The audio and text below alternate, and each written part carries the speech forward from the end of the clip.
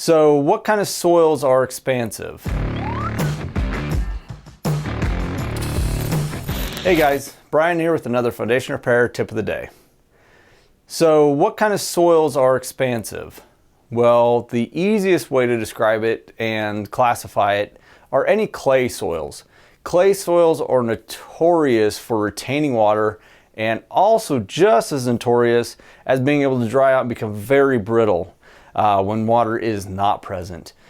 Soils that don't fall into the expansive category would be things such as sand, boulders, really hard objects that basically you can't pack together and make a ball or something out of.